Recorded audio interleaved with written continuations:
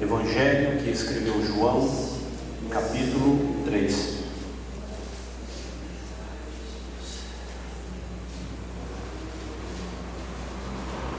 Glória a Deus. João capítulo 3, a partir do versículo 1. Está escrito assim: havendo entre os fariseus um homem chamado Nicodemos, um dos principais dos judeus, este de noite foi ter com Jesus e lhe disse: Rabi, sabemos que és mestre vindo da parte de Deus, porque ninguém pode fazer estes sinais que tu fazes, se Deus não estiver com ele. Isto respondeu Jesus: em verdade, te digo, que se alguém não nascer de novo, não pode ver o reino de Deus.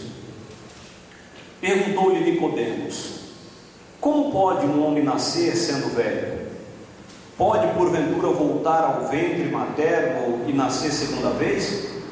Respondeu-lhe Jesus: em verdade te digo, quem não nascer da água e do Espírito não pode entrar no reino de Deus. O que é nascido da carne é carne, e o que é nascido do Espírito é Espírito.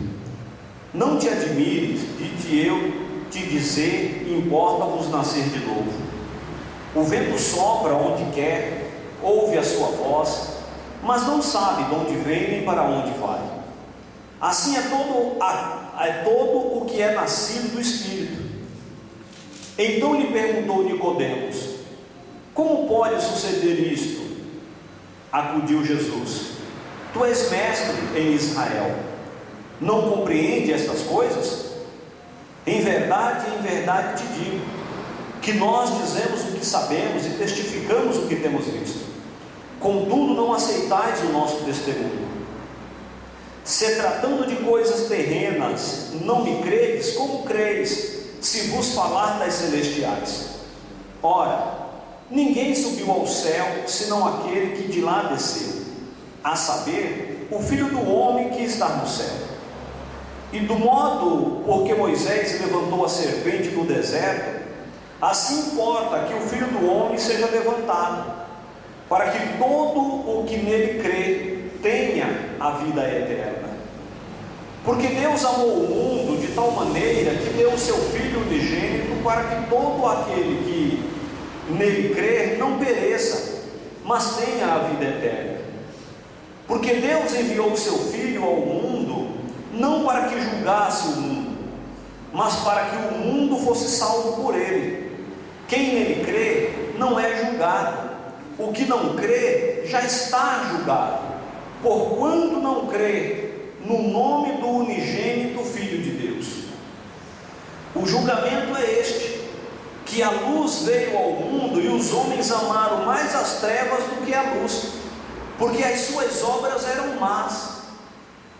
Pois todo aquele que pratica o mal aborrece a luz e não se achega para a luz, a fim de não serem ardida as suas obras.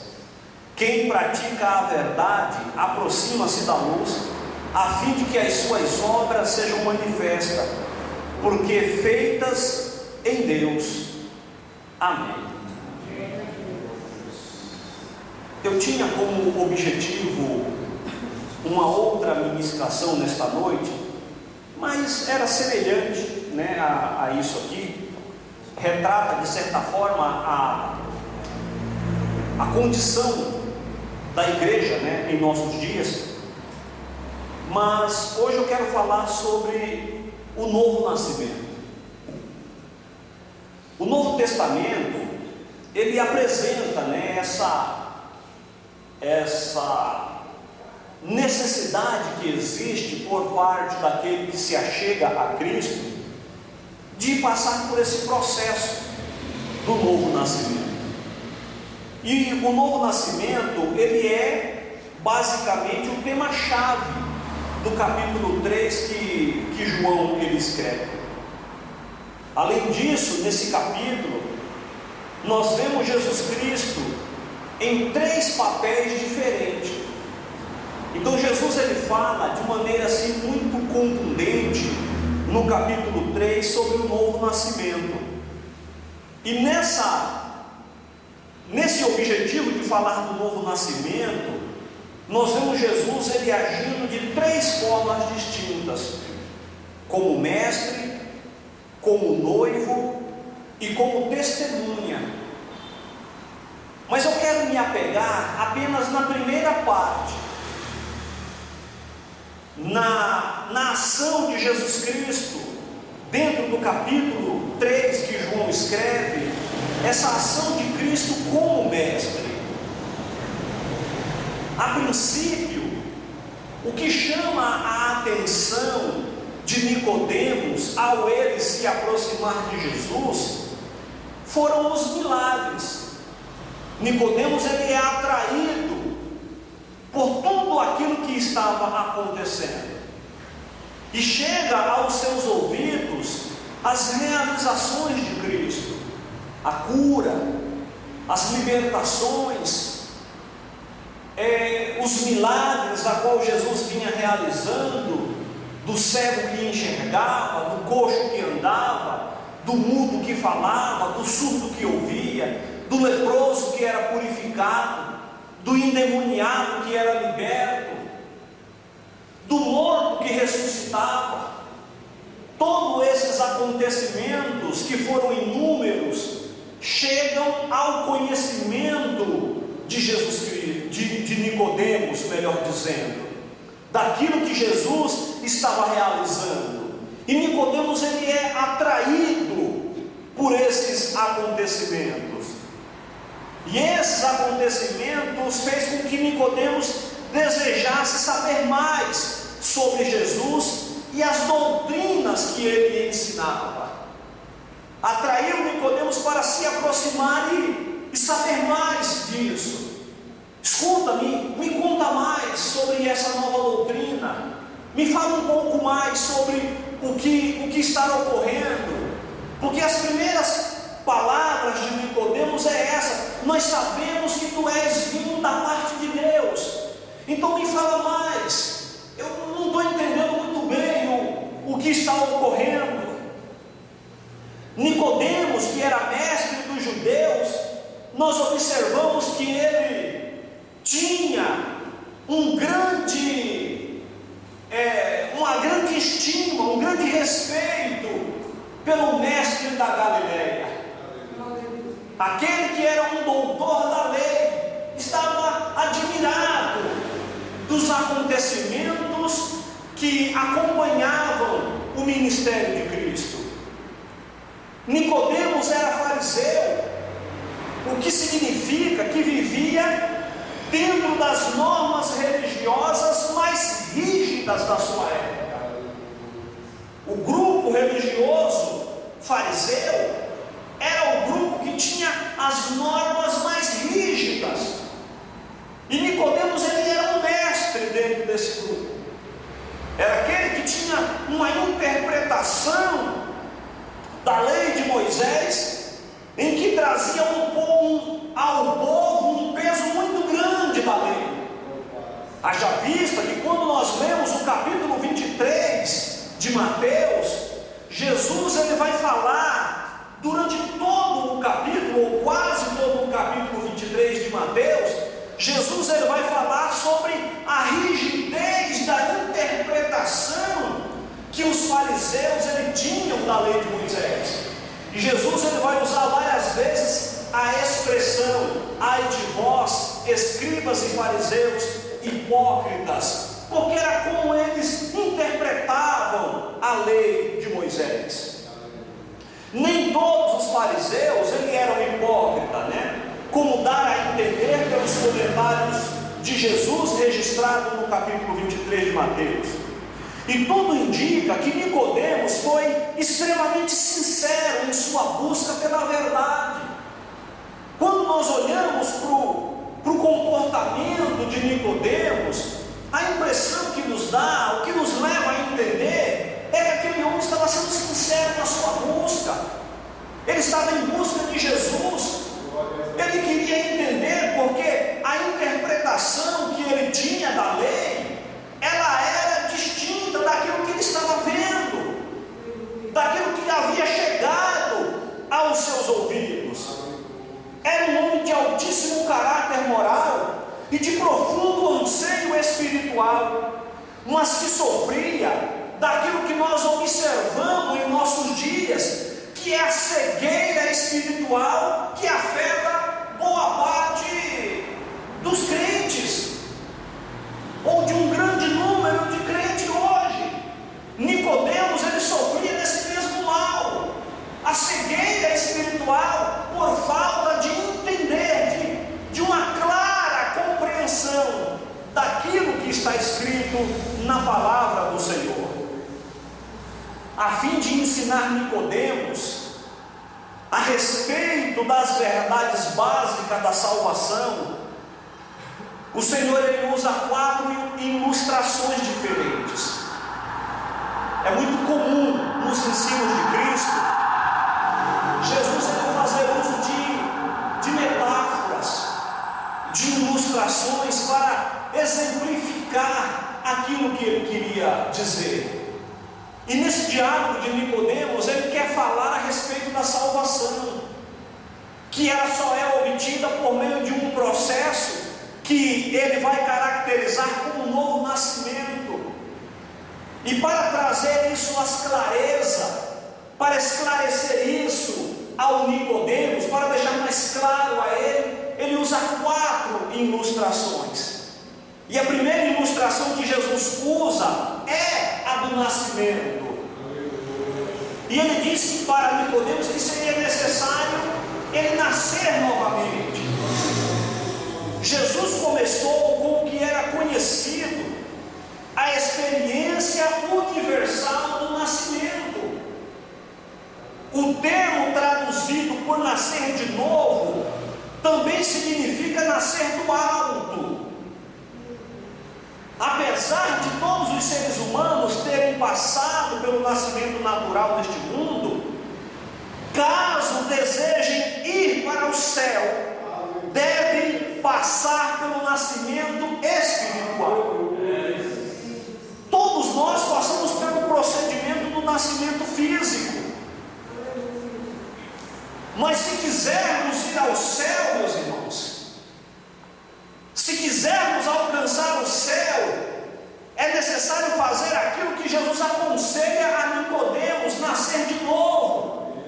Mas não é voltar ao útero da mãe dele, não é voltar ao ventre materno, como Nicodemos compreende, mas é nascer de uma maneira espiritual. Deparamos-nos novamente com a cegueira dos pecadores. Nicodemos, líder religioso e homem culto da sua época, não entende o que o Salvador dizia.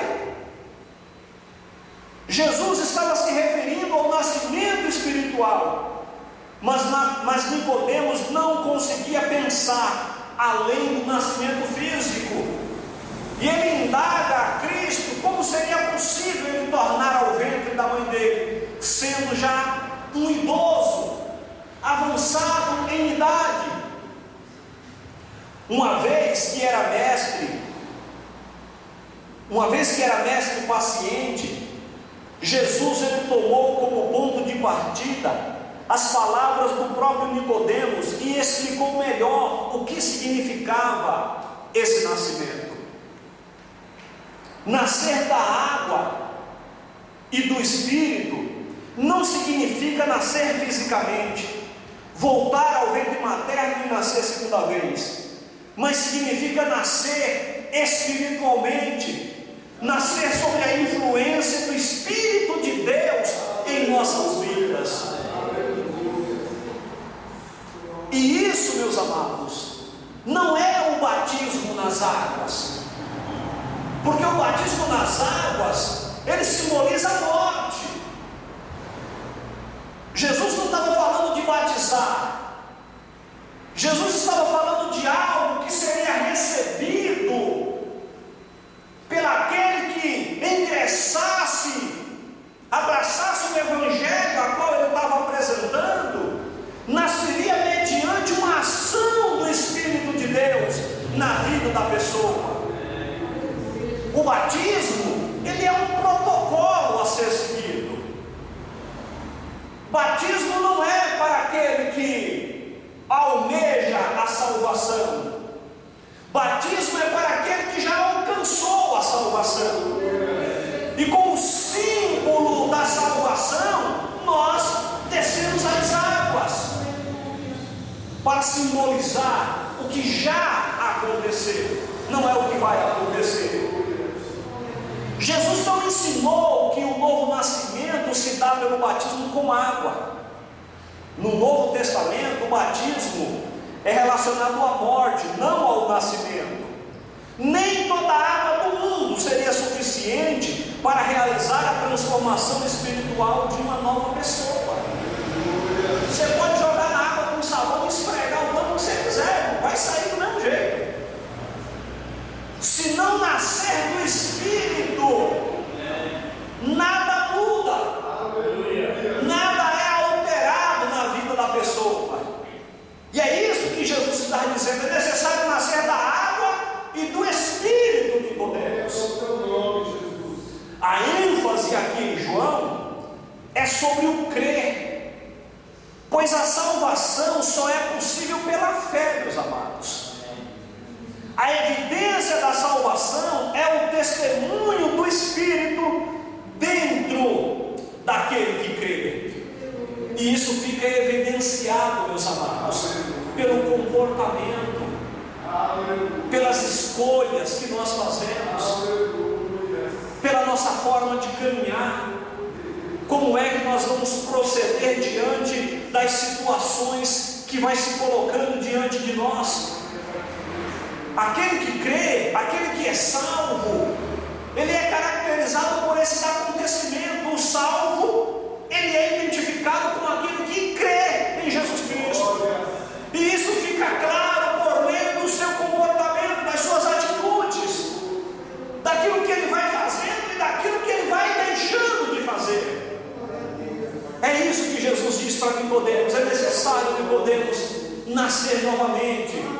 Mas não é que você tem que voltar ao ventre da sua mãe. Você precisa nascer da água e do Espírito. Aleluia. Por certo, meus irmãos, o batismo com água faz parte da nossa obediência a Cristo e do nosso testemunho com Cristo e da nossa identificação em Cristo. Faz parte e é necessário que aconteça, mas não deve ser transformado em parte essencial da salvação. De outro modo, nenhum homem ou mulher temente a Deus no Antigo Testamento teria sido salvo, tampouco o ladrão da cruz. Então o batismo em água não é essencial para a salvação, mas é necessário que aqueles que foram salvos com identificação com Cristo passem pelo processo do batismo. Sempre houve, meus amados, apenas uma forma de ser salvo. Só existe uma maneira de se chegar à salvação: pela fé na promessa de Deus.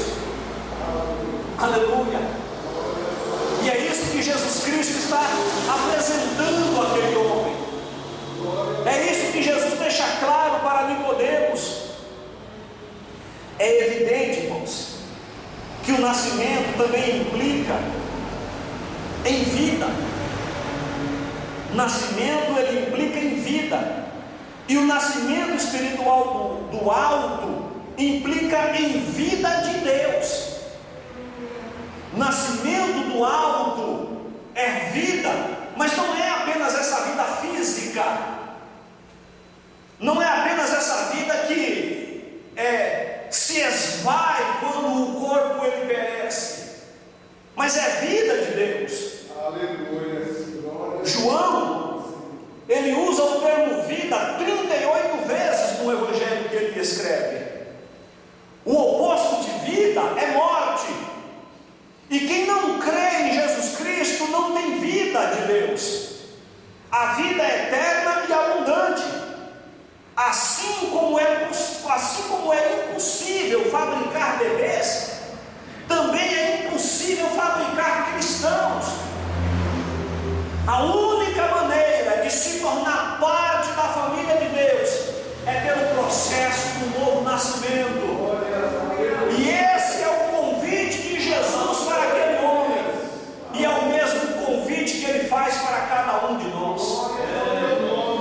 É necessário nascer de novo. Quando nascemos de novo, irmãos, na família de Deus, os nossos pecados eles são perdoados e esquecidos. O texto diz que Deus ele se esquece do nosso pecado. Não é que Deus ele tem um surto de amnésia, mas significa que Deus ele não lança em rosto nada daquilo que nós fizemos. Ele não vai colocar diante de nós nenhuma das nossas faltas, como às vezes nós fazemos com as outras pessoas. Mas o texto diz: dos teus pecados eu já não me lembro mais. Em nenhum momento, amados, Deus ele vai dizer: escuta, rapaz, você é mal agradecido, hein? Lembra daquilo que você fez e eu te perdoei? Isso jamais haverá da parte de Deus. É por isso que o texto usa a expressão de que ele se esquece do nosso pecado, no sentido de que ele jamais trará isso à nossa conversa. Quando nós estivermos dialogando com Deus, ele jamais colocará na pauta dessa conversa as nossas transgressões, os nossos pecados e as nossas faltas diante dele. Não me lembro mais dos teus pecados. Bendito seja o nome santo do Senhor. Em Cristo, meus amados, nós temos diante de nós não apenas o perdão daquilo que aconteceu lá atrás, não é apenas uma vitória em relação ao passado, mas é uma vitória também em relação ao presente e ao futuro, porque o futuro estabelecido na presença de Cristo, ele é um futuro promissor, meus amados. Aleluia! O perdão dos nossos pecados nos garante algo para frente, que é estarmos na sua presença, meus irmãos, não apenas no momento hoje, mas também para toda a eternidade. Aleluia! Jesus ele usa a ilustração do nascimento. E a segunda ilustração que Jesus apresenta a Nicodemos para exemplificar a salvação que ele está apresentando àquele homem é o vento. Talvez uma brisa noturna soprasse enquanto Nicodemos e Jesus conversavam. O texto diz que Nicodemos vai à noite se encontrar com ele. É possível que tivesse ocorrendo ali uma suave brisa, aquela em que muitas vezes vemos varrendo as folhas de um lado para o outro. E tanto no hebraico quanto no grego, o termo vento, ele pode ser traduzido por espírito. Um dos símbolos do Espírito de Deus na Bíblia é o vento, o sopro. Assim como o vento, o Espírito ele é invisível e ao mesmo tempo ele é poderoso. E ele não é capaz de ser manipulado. Não dá para manipular o vento, meus irmãos. Muito embora alguém, em algum momento atrás aí do nosso governante, quis ensacar vento, né? Estocá-lo. Mas o vento, ele não tem como manipulá-lo. Jesus ele vem da onde você não sabe e vai para onde você também não sabe. Você não sabe de onde vem, nem para onde vai, você não tem como controlar. Haja vista que quando dá uma chuva com um vento forte, meus irmãos, é desespero total, porque ele arranca telhado, levanta tampa de caixa d'água, vai varrendo tudo que tem pela frente.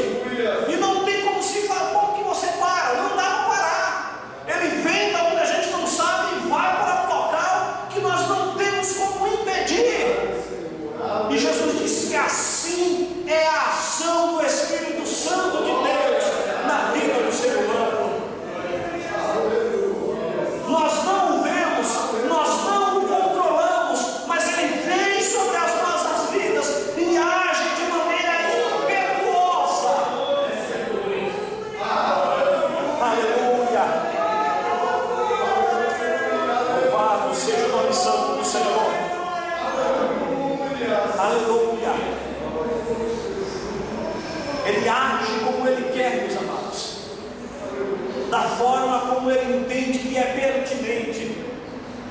porque Ele é Senhor.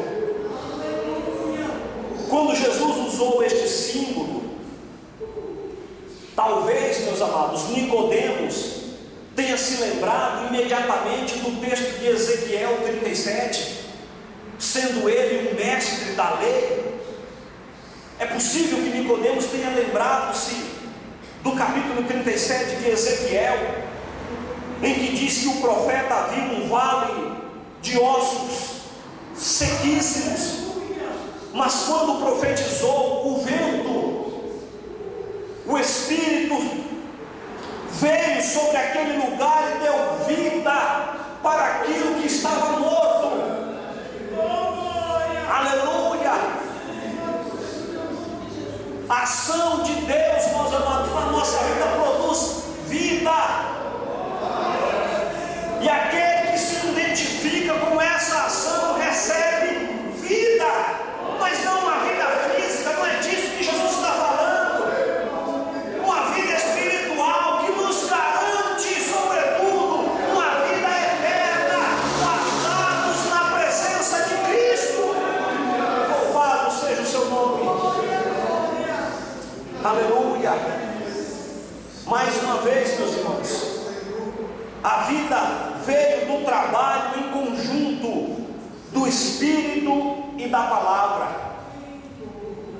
Mesmo depois de Jesus haver lhe explicado, Nicodemos continuava não entendendo o novo nascimento. Jesus afirmou claramente que o conhecimento de Nicodemos do Antigo Testamento deveria ter lhe dado esclarecimento de que precisava. Porque quando Nicodemos não entende, ele diz: mas Nicodemos, tu és mestre e você não sabe dessas coisas? Você é um doutor da lei, era para você saber. Tu és mestre e não sabe disso? Infelizmente, o mestre de Israel conhecia os fatos registrados nas Escrituras, mas não era capaz de compreender as suas verdades. Ele conhecia os fatos, mas não conseguia fazer uma aplicação desses fatos para os dias em que ele estava vivendo. Um outro exemplo, um terceiro exemplo que Jesus utiliza para falar da salvação é a serpente pendurada na haste. Por certo, Nicodemos conhecia a história relatada em Números capítulo 21, em que fala da serpente que foi levantada. É uma história de pecado, pois o povo rebelou-se contra Deus e teve de ser castigado. Deus enviou serpentes que picaram o povo e causaram morte a muitos. Também é uma história de graça, meus amados, pois Moisés intercedeu pelo povo e Deus proveu uma solução. Disse a Moisés que fizesse uma serpente de bronze e que levantasse uma haste para que todos pudessem vê-la, e todos aqueles que se achegassem a essa haste e olhassem para essa serpente pela fé era curado. Aquele que olhava pela fé era curado. Essa serpente, ela era um tipo de Cristo, apontava para o seu sacrifício na cruz do Calvário. De que maneira, meus irmãos, alguém é salvo da morte eterna? De que forma alguém é salvo da morte eterna? Crendo em Jesus e voltando os olhos para Ele pela fé. Apenas dessa forma podemos ser salvos, meus irmãos, da ira futura. Eu quero contar aqui um acontecimento histórico. No dia 6 de janeiro de 1850, uma tempestade de neve praticamente paralisou a cidade de Colchester, acho que é essa a pronúncia, na Inglaterra. E um rapaz não conseguiu chegar à igreja que costumava frequentar. Um jovem, ele foi impedido de ir para a igreja que ele costumava ir. Assim se dirigiu a uma capela metodista muito simples, perto da sua casa, onde um leigo despreparado substituía o pastor, que possivelmente foi impedido também de chegar por causa dessa forte chuva de neve. E esse jovem pregava o texto e a mensagem a qual ele leu para a sua ministração foi o livro do profeta Isaías, capítulo 45, versículo 22, que diz: olhai para mim e sede salvos, vós todos os limites da terra. Fazia meses que esse rapaz estava muito infeliz, e seu coração pesava por causa dos seus pecados.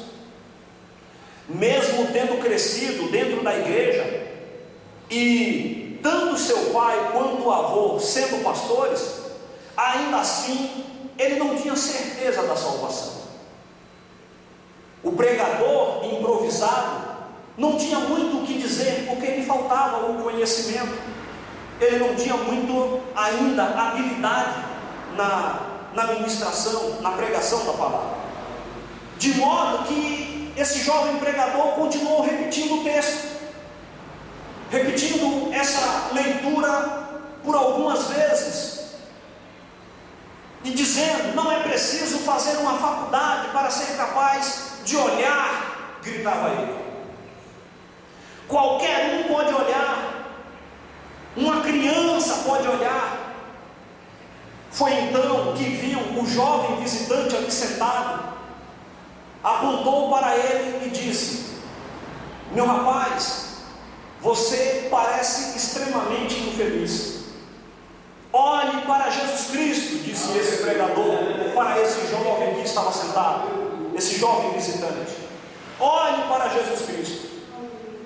O rapaz olhou para Cristo pela fé, meus amados, e foi assim que começou a história do maior pregador do século XIX, Charles Spurgeon, conhecido também como o príncipe dos pregadores.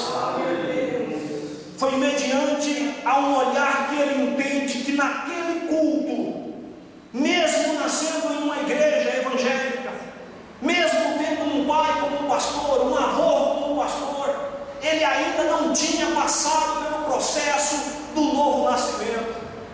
Mas relata a sua história, que nesse determinado dia, nesse culto, ele olhou para Jesus, aleluia, e esse olhar lhe trouxe uma salvação que lhe garantiu uma eternidade na presença do Senhor, aleluia. A diferença entre condenação e salvação está na fé em Jesus Cristo. Jesus poderia muito bem ter vindo ao mundo como um juiz e destruído todos os pecadores rebeldes, mas em seu amor, meus amados, em seu amor, ele veio ao mundo como Salvador e morreu por nós na cruz, meus amados. Tornou-se a serpente levantada da haste. A serpente no tempo de Moisés deu vida física aos israelitas que pereciam, mas apenas Jesus Cristo dá vida eterna a todos aqueles que nele creem. Por fim, Jesus ele usa a ilustração da luz e das trevas. Trata-se de uma imagem mais relevante do Evangelho de João, porque os pecadores não se aproximam da luz, e João ele diz que os pecadores contumados ele não se aproximam da luz para que as suas obras não sejam manifestas, porque amam as trevas, diz João. Os pecadores não se aproximam da luz porque amam as trevas, e se eles se aproximarem da luz, as suas obras se tornarão manifestas. Eles amam as trevas, desejam prosseguir com seus atos de perversidades, e esse desejo os impede de se achegarem à luz, pois quanto mais o pecador aproxima-se da luz, mais evidente torna-se os seus pecados. Que tristeza, meus amados. Que tristeza! Observamos, como dissemos inicialmente, que a salvação ela é oriunda de um ato soberano de Deus. Mas é necessário que dentro desse ato soberano de Deus existam pessoas com um coração voltado para esse processo. E há pessoas que estão com o coração em um estágio de enrijecimento de tal maneira que a palavra do Senhor ela torna-se impenetrável a esses corações. E é por isso que Jesus ele diz que a luz ela foi enviada, mas havia pessoas que amavam mais as trevas do que a luz, e por isso elas não se aproximavam da luz, para que as suas obras não ficassem manifestadas para todos. Não são os problemas intelectuais que impedem a pessoa de crer em Cristo. Antes é a cegueira moral e espiritual que a leva a continuar amando as trevas e odiando a luz. Para concluirmos, é importante observar que por fim, Nicodemos aproximou-se da luz. Estava nas trevas da confusão, mas acabou chegando-se à luz da confissão. Quando se identificou com Cristo no Calvário, entendeu que o Salvador, levantado na cruz, era de fato o Filho de Deus. Esse é o reconhecimento que todos nós precisamos ter, meus irmãos. Se quisermos ter vida eterna, meus amados, se quisermos fazer parte daquilo que Jesus chama para a salvação, é necessário nascermos novamente, nascermos da água e do Espírito, porque só um novo nascimento, aleluia, nos conduzirá até a presença de Deus. Só um novo nascimento, meus amados, pode nos livrar da condenação eterna. Bendito seja o nome santo do Senhor. Que nós que aqui estamos, se ainda não passamos por esse processo, que isso possa acontecer, meus irmãos, e que possamos olhar para Jesus, porque apenas essa nossa aproximação de Cristo pela fé é quem nos livra da condenação vindoura. Bendito seja o seu santo nome. Que Deus em Cristo continue abençoando a todos. Louvado seja o nome de Jesus.